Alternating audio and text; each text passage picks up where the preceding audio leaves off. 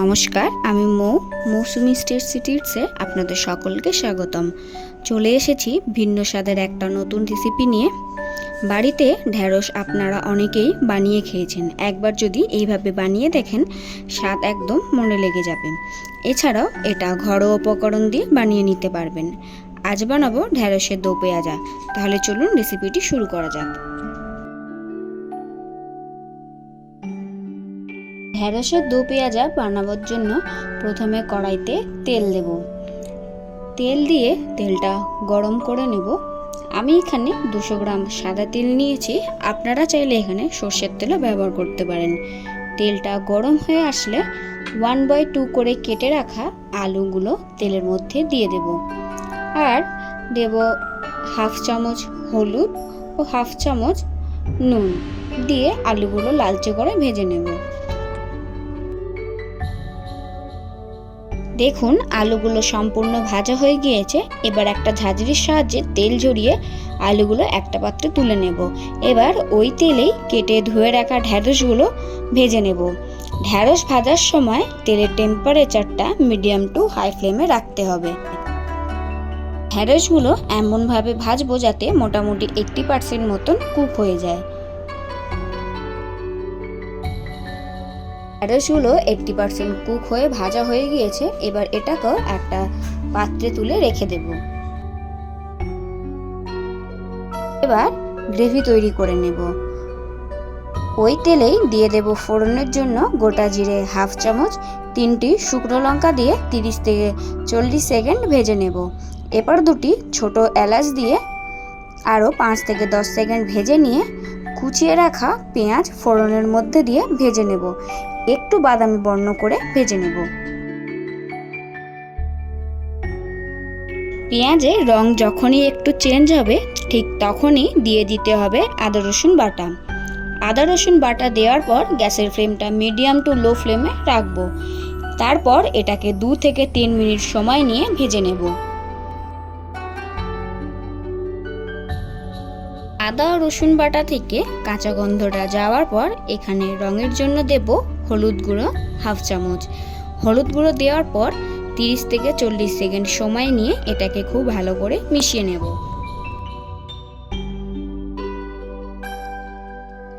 হলুদটা ভালো করে মেশানোর পর এর মধ্যে দিয়ে দেব টমেটো কুচি। টমেটো কুচি দেওয়ার সাথে সাথে এর মধ্যে দেব নুন, যাতে টমেটোটা তাড়াতাড়ি গলে যায়। আপনারা এখানে টমেটো কুচির পরিবর্তে টমেটো পিউরিও ব্যবহার করতে পারেন।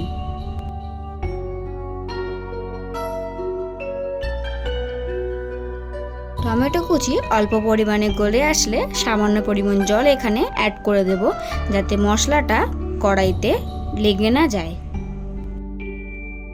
জল অ্যাড করার পর এর মধ্যে দিয়ে দেব ধনে গুঁড়ো 1 চামচ আর দেব হাফ চামচ জিরের গুঁড়ো দিয়ে আরও একবার ভালো করে মিশিয়ে নেব।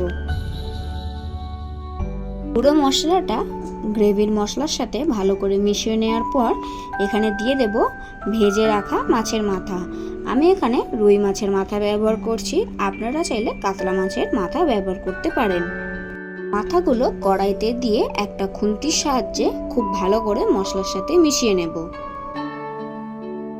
ভেজে রাখা মাছের মাথাগুলো মশলার সাথে ভালো করে মিশিয়ে নেওয়ার পর এর মধ্যে দিয়ে দেব ফেটিয়ে রাখা টক দই। টক দইটা দিয়ে খুব ভালো করে মশলার সাথে মিশিয়ে রাখবো। এখানে একটা ছোট্ট টিপস, টক দইটা কিন্তু নর্মাল টেম্পারেচারে দিতে হবে। একদম ডিরেক্ট ফ্রিজ থেকে বের করে দিয়ে দিলে কিন্তু টক দইটা কেটে যেতে পারে। আমরা এখানে যে টক দইটা ব্যবহার করছি সেটা কিন্তু অবশ্যই ফেটিয়ে দিতে হবে, যাতে টক দইটা কেটে না যায়। টক দইটা ফেটিয়ে দেওয়ার ফলে দেখবেন একদম গ্রেভির সাথে পারফেক্টলি মিশে যাবে। এবার টক ভাবটা ব্যালেন্স করার জন্য এর মধ্যে দিয়ে দেব 1 চামচ চিনি। 1 চামচ চিনি দেওয়ার পর খুব ভালো করে মশলার সাথে মিশিয়ে নিয়ে ঢাকা দিয়ে রান্না করব 5 মিনিটের জন্য। মশলাটা ঢাকা দিয়েছি, 5 মিনিট কুক হতে থাক। এদিকে দো পেঁয়াজার জন্য আমি পেঁয়াজ আর টমেটোটা ফ্রাই করে নেব। ওই জন্য অন্য একটি কড়াইতে 2 চামচ তেল গরম করে নেব। এবার গরম তেলে পেঁয়াজের টুকরোগুলো ভেজে নেব। খুব ডিপলি ফ্রাই করব না, সামান্য একটু নরম করে নেব।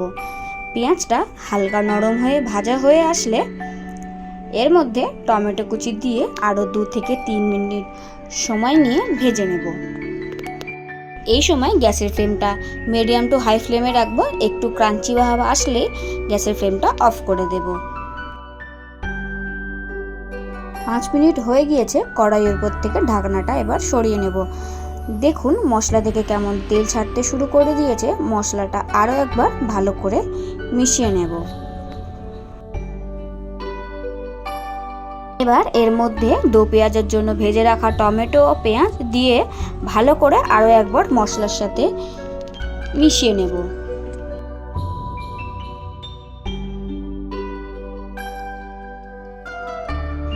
দেখুন মশলার সাথে আমার ভেজে রাখা টমেটো ও পেঁয়াজ ভালো করে মিশিয়ে নিয়েছি। এবার ওপর থেকে 1 চামচ কাসুরি মেথি ছড়িয়ে ভেজে রাখা আলুগুলো দিয়ে দিয়েছি।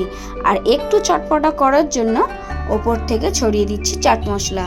দিয়ে আলুর সাথে মশলাটা ভালো করে মিশিয়ে নেওয়ার পর দিয়ে দেব ভেজে রাখা ঢ্যাঁড়সগুলো, দিয়ে ভালো করে গ্রেভির সাথে মিশিয়ে নেব।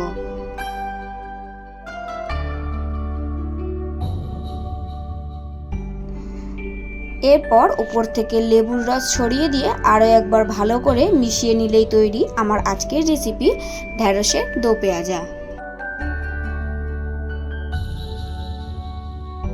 আমার আজকের ঢ্যাঁড়সের দো পেঁয়াজা রেসিপি আপনাদের কেমন লাগলো সেটা অবশ্যই কমেন্ট করে জানাবেন। ভিডিওটি ভালো লাগলে অবশ্যই একটা লাইক করে দেবেন। আর আমার পরিবারে নতুন হলে চ্যানেলটি সাবস্ক্রাইব করে পাশে থাকা বেল আইকনটি অন করে রাখবেন, যাতে নতুন নতুন রেসিপি ভিডিও আপলোড করলে সেটা আপনাদের কাছে দ্রুত পৌঁছে যায়।